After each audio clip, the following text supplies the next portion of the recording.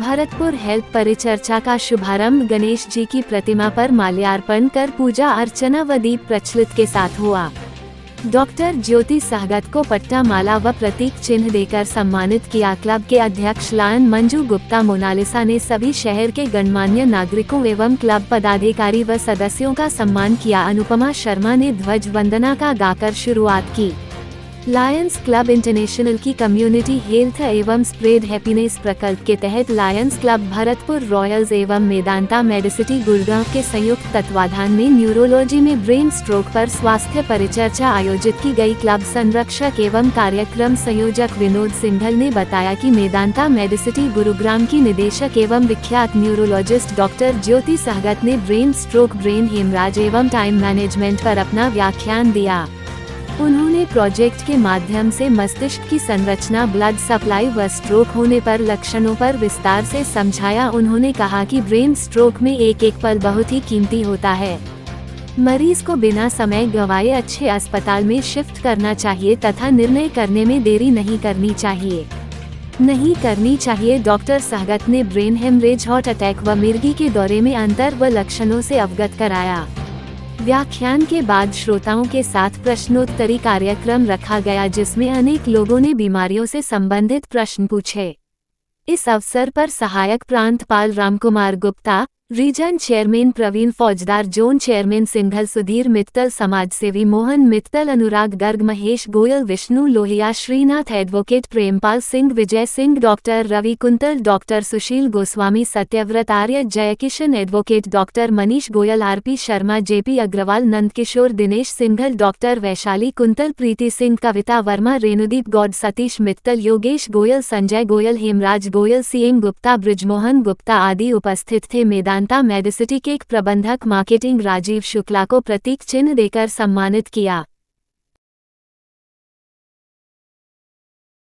Sehgal, director neurology, Medanta Medicity hospital Gurgaon.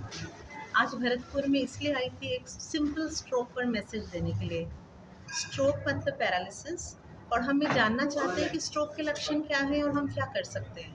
जो आज का मेरा थीम है वो ये था कि हम अगर बचपन के जो स्पोर्ट्स गेम खेले हैं, जो खेल खेले हैं, क्या हम उन खेलों के ज़रिए उसके थ्रू दैट गेम क्या हम स्ट्रोक के पेशेंट्स की रिकवरी कर सकते हैं। और मैंने इस पे एक फेमस कोटेशन दिखाई थी एक मूवी की, जिसमें अगर मरीज़ अपनी उम्मीद खो चुका है और अगर हम उसके सामने कैरम बोर्ड रखते हैं और अगर वो कैरम की गीटी भी क्वीन लेके कवर कर सकता है, तो क्या हम स्ट्रोक की ट्रीटमेंट को इस तरह से अवेयरनेस के माध्यम से, स्पोर्ट्स के माध्यम से ट्रीटमेंट नहीं कर सकेंगे। और अगर भरतपुर में साइबेरियन क्रेन रशिया से आ सकती है, इतना इम्पॉसिबल काम कर सकती है, और कहा जाता है कि साइबेरियन क्रेन भी अपने बच्चों को एक अंडे देकर आती है रशिया में और उन्हें छोड़ कर आती है, तो उन अंडों में से जो बच्चे निकलते हैं उनका कौन परवरिश करता है? तो it is all mighty God.